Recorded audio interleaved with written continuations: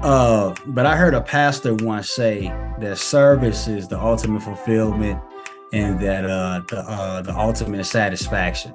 So if we are starting with service for real and showing the importance of serving, even also I've heard that when you're going through something, the best thing that you can do in the moment is serve, help somebody else get what they need, and then you'll be blessed with what you.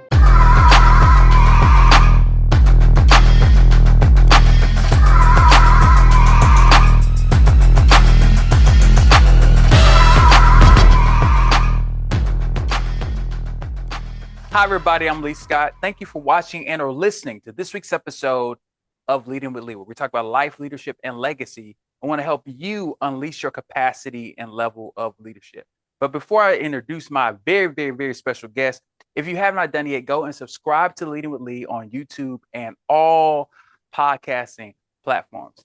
Y'all, I am so excited for this guest because I've been following him on social media for the last year or so and just have been so inspired by his content that he's created. He's a poet, he's a documentarian, he's a gatherer of men, but he tends to introduce himself this way. He's your favorite country cousin, your favorite Mississippian, and your best friend. Please welcome Kimar Kane. How you doing, brother? Man, blessed by the best, man. That was beautiful, brother. Thank you.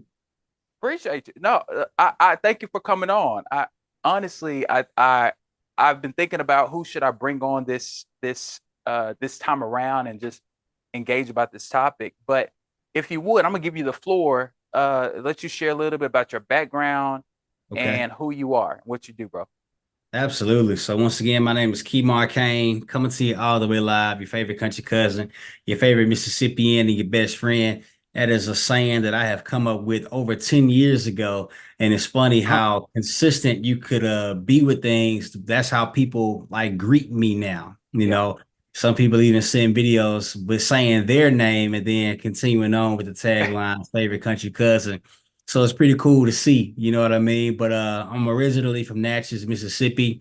I've been a community organizer for over 12, 13 years. So, doing that has given me the bug not to only do that as a professional or career, but also just as a community member and learn how to gather outside of the political arena, if you would, more Yeah. so getting deep in the communities where our brothers are. And so, a lot of women have safe spaces already. Yep. And so I wanted to develop a safe space for Black men, for men, but for Black men more specifically. And I started Brother Helps Brother. And with that, I actually started a hashtag with that back in 2015, but I didn't turn it into an actual thing until about a year or two ago. And so it's amazing how things come back full circle. But as you mentioned earlier, too, poet, documentarian, I'm a lover of history. I enjoy the Harlem Renaissance. That's my favorite pastime. You know what I mean? And poetry is my first form of art that I fell in love with. So I haven't necessarily performed in quite some time. However, I do still write. Hey, keep writing, bro. Yes, Listen, sir. you might put together a poetry book, just let people be able to receive from all the greatness. So as you already kind of talked about and just shared, um, we talked about this before we started, and I think I think I may have not mentioned this, but you do have a podcast. Yeah. I think you failed to mention that it's called Mental Shampoo. Yeah. You're Yeah. currently recording your third season, as you were Yeah. saying earlier to me. Yeah. But this month is Mental Health Awareness Month, and man, I've seen how you have engaged about this particular topic in such a unique way. Um, I kind of want to know for you, what brought you to this point of like really focusing in and honing in on your own personal mental health and Mhm. engaging other men on this particular subject? Yeah, man. So, I think when everybody was kind of forced to sit down during COVID, Yeah. Oh actually, yeah. I was already pretty much an avid reader, but then I started to read more and more during COVID. And I lived in Atlanta, Georgia for about 4 or 5 years. And I moved back to Mississippi a month before COVID actually happened, not Oh my having no gosh. clue. Yeah, so I didn't even have intentions on staying in Mississippi. I had planned to stay a certain amount of time, and I've been back in the SIP ever since. But Wow. I think God wouldn't have it no other way, right? I think Yeah.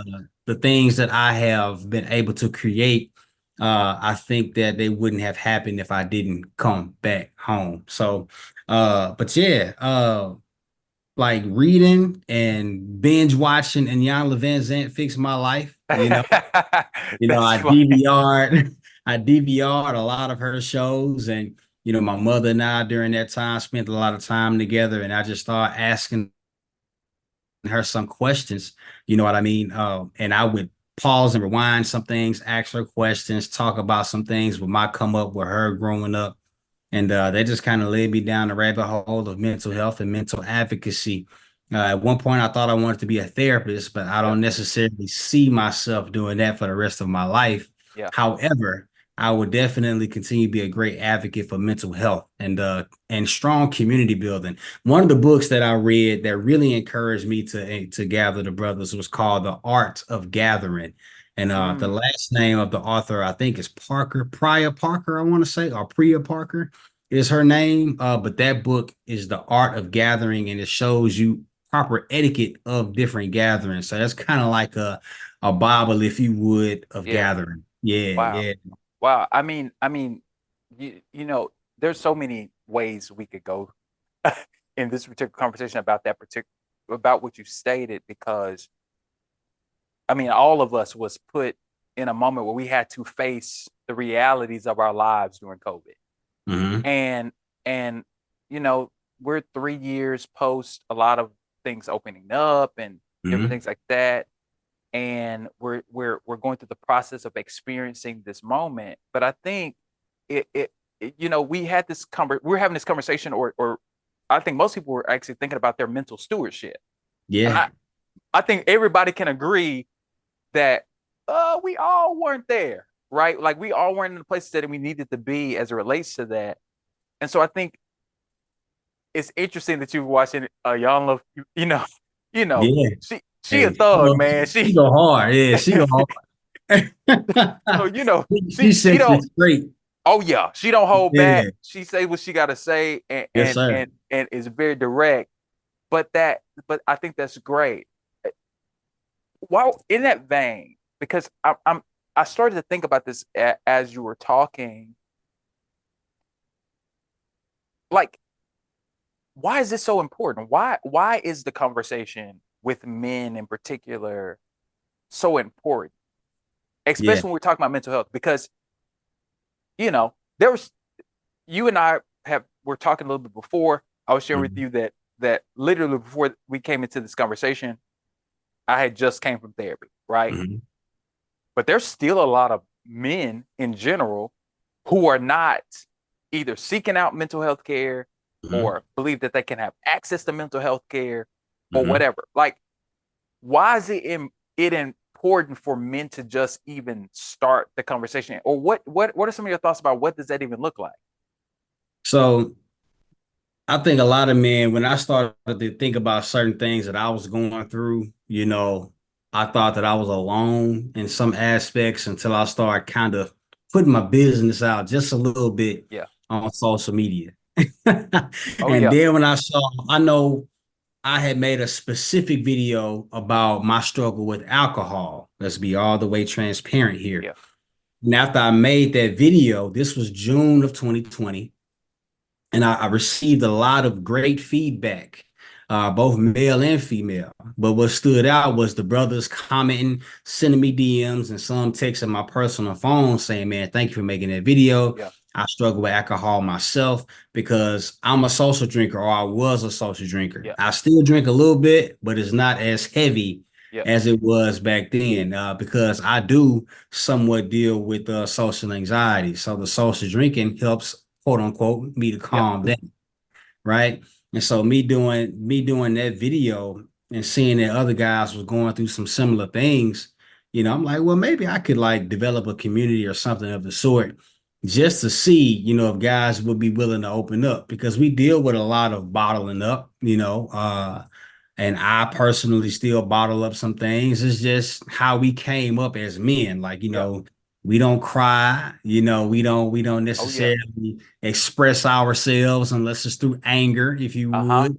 So, just being able to develop that space for guys and be able to hear that they're dealing with some of the same things I'm dealing with. I can speak on some things and they can relate or resonate with it. And then for brothers to come up to me at the end of some meetings and say, man, Kimar, I almost committed suicide before I came up in this meeting tonight, which actually happened. Or Kemar, man, I was really going through it, man. Me Yeah. coming in there talking to the guys, that really helped Yeah. me out. So you never know, you know what I mean, what some of Yeah. these guys are actually going through, from Yeah. suicidal ideations to dealing with Yeah. things within their marriage to dealing with Yeah. things, on a personal level. So yeah. Yeah. I mean, this is such a great answer. And thank you for having the courage, man, to like take that step and do that, because I don't think people realize how much courage it takes to share your story. Yeah. Because now when you share it, there is going to be a response, whether you want it to happen or not. And now you have to, as a kid, say, you got to stand on business, bro. You you Yes, sir. got to embrace the realities Yes, or the sir. repercussions of you saying, hey, this is what happened to me, or I'm dealing with this, or I'm trying to overcome this, or I'm trying to walk through this. I think that's Yeah. such a great answer. Um, Still in that vein, and I was going to talk about this later, but I'm going to go out of order because I think it's important to talk about this now. Okay. We stated earlier, or we were talking about this a little bit earlier, how a lot of the men that are engaging with the gathering are Mm-hmm. black men. Mm-hmm. Talk to me a little bit about, we as black men, what do you think are some of the cultural challenges that affect our mental health journey? Because that's Um, you know, first and foremost, the lack of opportunity for a lot of brothers. yeah, Some people see a dead end for themselves without necessarily saying it.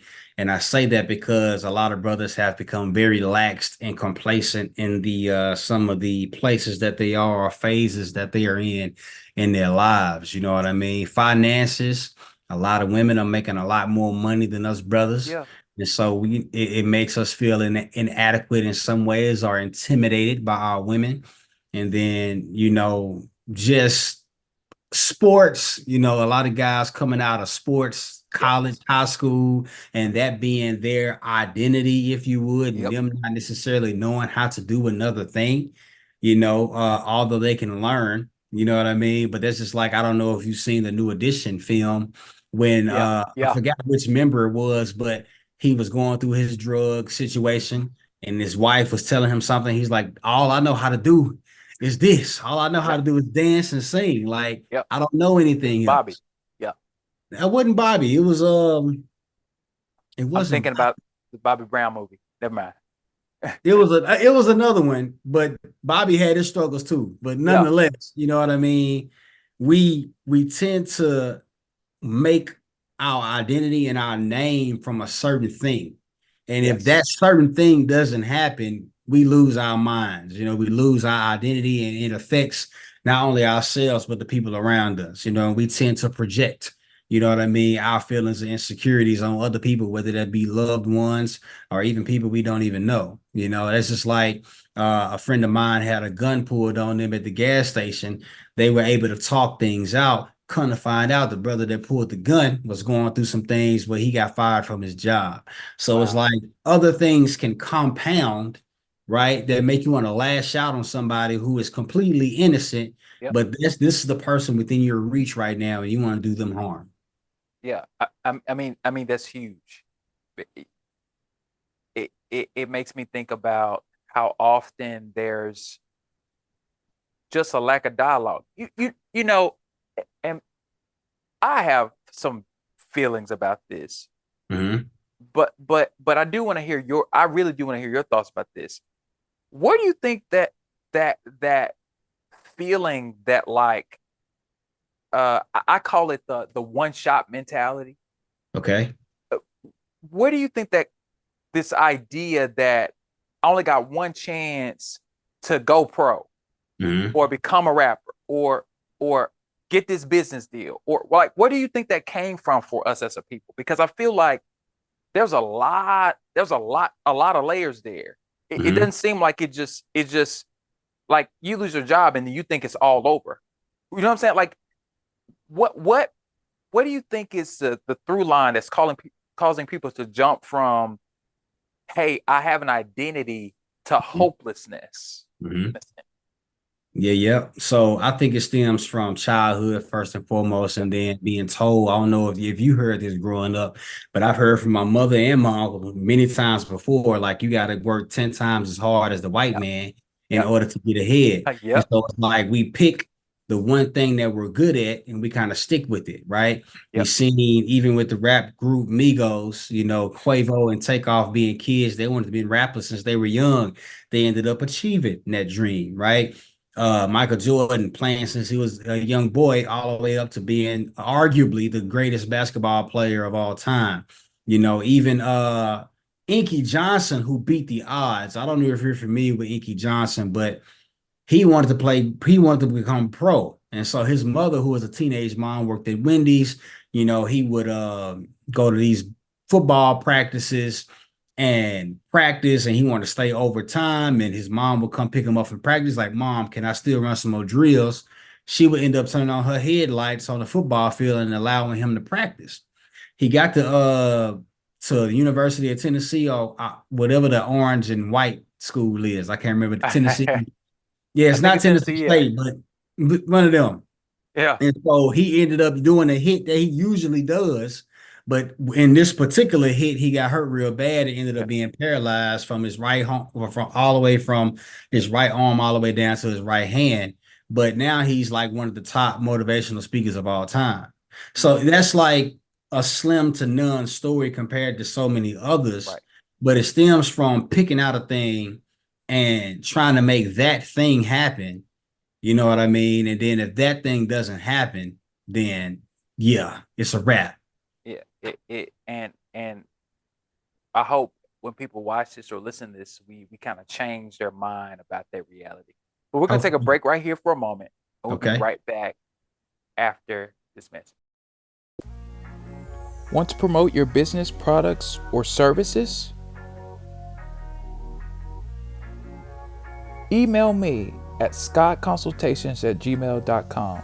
I would love to push forward the banner of what you're trying to accomplish, whether it is a product, whether it's your services or your business. I would love to work with you and be an advocate for what you're doing in your respective spaces.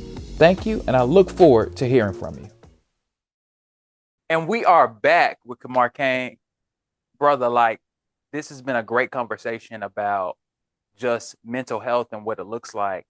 And just your wealth of experiences in your life, it really exhibits the necessary for people to understand that, like, every experience is not wasted. Every Yeah. experience that people are going through is not something that you can just see it as a throwaway. Like, they all matter. Just kind of moving the conversation along. Um, I want to talk a little bit about intersectionality. I know that's we about to pull our education in this conversation. For sure. but there and we kind of touched on it a little bit earlier, but just in general, there's some intersectionality for Black men, like for indigenous folks, for people of color on this topic. What how can we, and I know there are more people that are actually going to get mental health care. I mean, Mhm. it's less taboo now, but how can we continue to push back on the stigma in our communities and see it as, hey, it actually makes me strong to pursue mental health care? Yeah. But I heard a pastor once say that service is the ultimate fulfillment and that the ultimate satisfaction.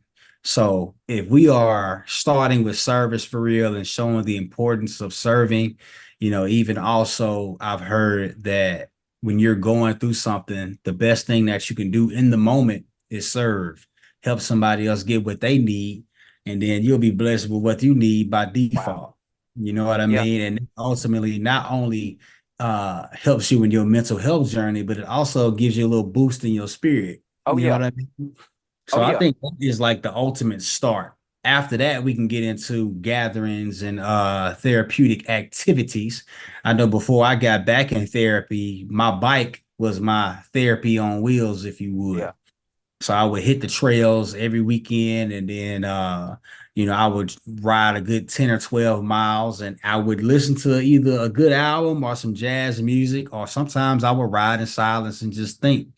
That'll be my time with myself. That'll be my time with nature, my time with God, and just my time to reflect, sit still, download, upload. You know what I mean?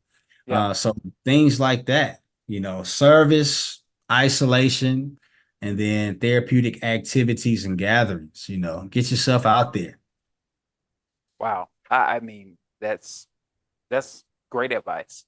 Uh, and or some combination of all of it, right? I mean, you're getting at something that seems to be a difficult thing, Hmm. especially now, especially post COVID, is that I, I think people are struggling to recognize what community looks like, For sure. and the need for community, and actually you have to get uncomfortable to actually get back in community. There you I, go. I, what's coming to my mind, especially as we're talking about this, is that like that's hard for us as men. It, Is it it though? Is it though? I mean, give me your thoughts. I don't think it's hard. I just think if it is hard, it's ultimately making the decision to do it. Sure, exactly. Yeah, So it's like, are you mad enough to make a decision? yeah, MAD, make a decision. yeah. I No, no. I don't think think it's difficult. I just think that if you want it bad enough, like ET said, you got to want it as bad as you want to breathe. Ultimately, I got better when I made the decision to get better. Like be ye transformed by the renewing of your mind. You know what I mean? yeah, It's a challenge. I wouldn't say it's difficult because you've been stuck in certain habits and certain ways for so many years. right. And now you have to unlearn, relearn, and reprogram the Yeah, program that's not working for you. absolutely. I mean, such wise words. You're a poet, right? You Yes, know, sir. I'm just reminding myself. It's very scholarly. Your responses, and I think they're great. I think one of the things that keeps coming to mind as we've been talking is that there's something about the mind, how your brain will play tricks on you to believe that these things are harder than they have to be. Correct. Like, You take yourself out of it. oh yeah, oh absolutely, because it's so easy. And I was sitting here thinking about the fact that uh in my gym journey, Hmm. I've had some setbacks, Kamar. I had some moments where I haven't been as consistent in the gym as I probably need to be. And Hmm. my girl, she reminds me that she needs me to be consistent. Yeah. And so she has her reasons why she wants me to be consistent. She's like, I want you to look good, eh, but I've noticed that a lot of times when I need to get up and go to the gym, Hmm. right here all Hmm. day, but before I even get out of bed, it's like, do you really want to have a leg day? Yeah. Do you really want to drive 15 minutes to go to the gym? I mean, you can do a workout later at the house. Like, there's all these things happening as a result of me trying to make this step. And it seems like that is just a part of the process. It makes me just want to ask you, what are some of the things that you have done to get you there? Because there may be somebody watching this or listening to this and they're saying to themselves, well, Kamar, I mean, I know you seem like you're self-motivated. Hmm. How did you get to a place where you start motivating yourself to just get there and do it? Oh man, that's a beautiful question, man. I'm an early bird. I'm already an early bird. I'm a morning person. I was already getting up at about 5 or 6, so I pushed it up till about 4 in the morning. Yep. You know what I mean? I get up in the morning, I would meditate, I would write in my journal, I would do some yoga, do some stretching, and then read whatever book that I'm reading, go to the gym. Today was actually the leg day for me. Me too.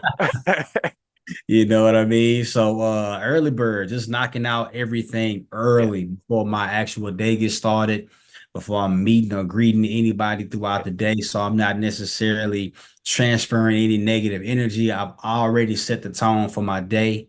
And then even Mel Robbins, she has a countdown method where, when days, because it's not always like that. Some days I do have to force myself to get up. So she has a countdown method, and she said every time she got down to one, she would have to get up no matter what. So she would count down 5, 4, 3, 2, 1, shoot up out the bed, and then go do what she had to do. Wow. So just waking up in the morning, you know what I mean, getting me a cup of water and some coconut water, getting that going, and yeah, getting some good word in, getting some mobility in, and then go throw some weight around. Yeah. Yeah. Yeah. I think those are great suggestions. So I got a few more questions for you, and then I'll get you out of here. I so appreciate you saying yes to come on and just talk about this topic, because my hope is that when people watch this or listen to this episode, they don't take it lightly, that they actually can participate in their own transformation. And I think a lot of times, one of the things about our lives is a lot of things happen to us, but it's up to us to make a decision how we're going to respond to it. There And we you go. have to learn how to do that. That is Correct. hard. Hmm. That's not an easy thing. You actually have to learn to do that. So thank you so much for all the things you've been sharing, Kamar, and really giving people like some tools, some practical tools, not to waste their time not doing what they need to do. Yeah, So man. my next question for you. I mean, you already on the development. You've been sprinkling this throughout this whole conversation, but share, what are some things that you're reading or using to invest in yourself and actually kind of trying to empower yourself at this present moment? What are some things you're doing right now? Oh man. So first and foremost, when people ask me what books do I recommend, I always say The Four Agreements and The Alchemist. Those are two books I Mm, recommend to any and everybody. Those two books have completely changed my life. I am currently reading Seat of the Soul, and it is a mind-boggling book so far. It is showing you how to get closer to your own soul. Like they're not necessarily getting even at a table, but just sitting in your soul, gathering what you need for yourself in order to be the best version of yourself. And I'm still very much in the early stages of this book. I started 2 days ago. But yes, that is currently what I'm reading, Seat of the Soul. And then I will also recommend The Alchemist, The Four Agreements. I would also recommend All About Love by Bell Hooks that I have up here on the wall. Also, another book, The Marathon Don't Stop, The Life and Times of Nipsey Hussle. oh I yeah, admire that brother. You know what I yeah. mean? He is the ultimate like community organizer, in my Oh opinion. yes. Yeah, man. So he was very strategic even with becoming a 60s Crip. He was very strategic with everything that he did. And all of it layered back to as a full circle, just increasing, Crenshaw and Slauson as a community, as within the community members within that community. So I admire that brother a great deal. One of Yeah. my first published works was written about Nipsey Hussle. So Wow. yeah, yeah, man. Wow. I mean, and I know I got two more questions, but just to like lock in with what you're saying about Nipsey. Like I recently, around his passing, I saw that a diagram of all the organizations that were birthed because of his investment or Come on, because man. of where it's like, if we would, but here's the thing, it goes back to what we've been talking about. It's how that Mhm. brother thinks. Yes, sir. He read a How, lot. yes, He how actually put me on the book Contagious by Jonah Berger. I read that book because of him. wow, wow, Yeah, wow. yeah. I mean, brilliant mind. You know, we're saddened that we lost them so early, but Mhm. but just the impact or understanding of how to you how he was so locked in mentally Mhm. that his footprint has stayed with us Mhm. for years Yeah. beyond his lifetime. And I think people should want to have the impact, and I think you will have that type of impact, brother. Oh, Um, bless you. Thank you. the my second to last question is, um, in what ways, how are you paying it forward? Some years ago, I was asked this question by a woman.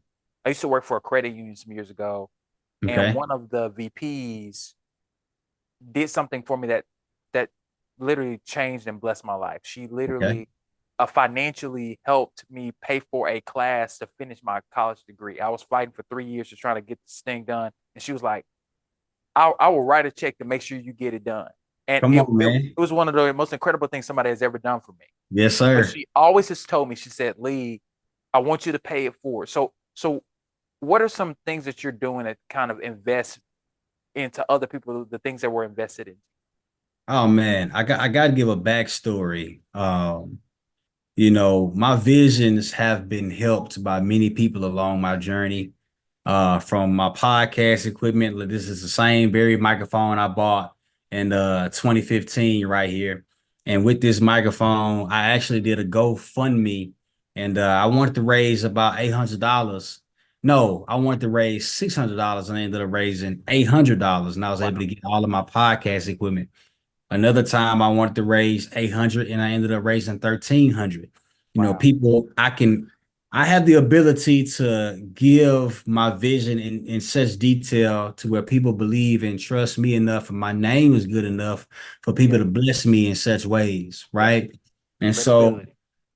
you know what I mean? And I've been blessed to for people to hear my name and people don't say anything negative about me. People have known me to be the community guy for so long and always progressive and pushing things forward. I will say that I taught in the classroom for 2.5 years. Okay. And I paid it forward in that aspect, but I ran from teaching for so many years until I felt the spirit just say, "Hey, man, it ain't no running from this." So it's kind of like Yeah. being in the belly of the whale type deal. Yeah. And I understood why I needed to be in the classroom, but then starting Brother Helps Brother, I'm thinking my focus was going to be solely on, brothers around my age bracket. Because it's like my motto is, my personal motto is, I just want us to be okay, us being black men. Brother Helps Brother motto is rebuilding the community one brother at a time. Yeah. But even that, I had single mothers reach out to me asking me about mentorship for their sons, telling me stories about their father being passed away, incarcerated, Yeah. or just not around. So the same thing that I felt about teaching, and not being able to avoid that, I'm not being able to avoid the mentorship of young black men. So what I'm looking to do now is something that I'm currently developing in order to pay it more forward, is to mentor our young black boys, in Mississippi and abroad. That's man, that's awesome. And just a bit of encouragement and to affirm your gift. A lot of times we were taught that gifts only show up in one space or one way. And the Hmm. reality is that the gift is the base. Come How it on. shows up could be a variety of ways. Correct. If for instance, if you are a teacher, you're gonna be a teacher in every space.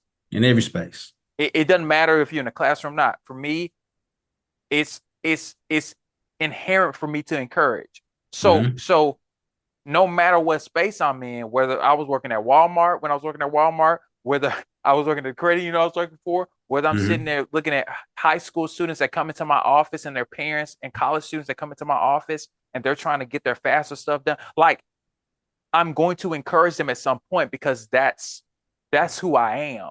So Yeah. so I think it's it's amazing to see you and encouraging to see you living authentically because that is the thing that's going to help other people. And so I'm super excited about that. Now, this is my last and final question, Kamar. Talk to me. Like it's been a great time to have you on, and Likewise. I should have reached out to you in your DMs before now, brother. Mhm. Yeah, we, we should have had you on a long time ago. But you know, everything has its timing. For sure. I tend to ask this question a lot of guests because I think this question is an interesting one, and I've had some interesting answers. I tend to ask, what song would you use to describe yourself and why? And you can give your most honest answer on this. Oh man, I give you my favorite song of all time, and I do mean all time, despite the fact that this brother apologized on the national stage at Dreamville Festival. J. Cole, Love Yours is Oh my yeah, favorite song of all time. That is a song that describes me. That is a song that I want to transfer from my spirit to someone else's. It gives me affirmations for myself and lets me know that I am enough.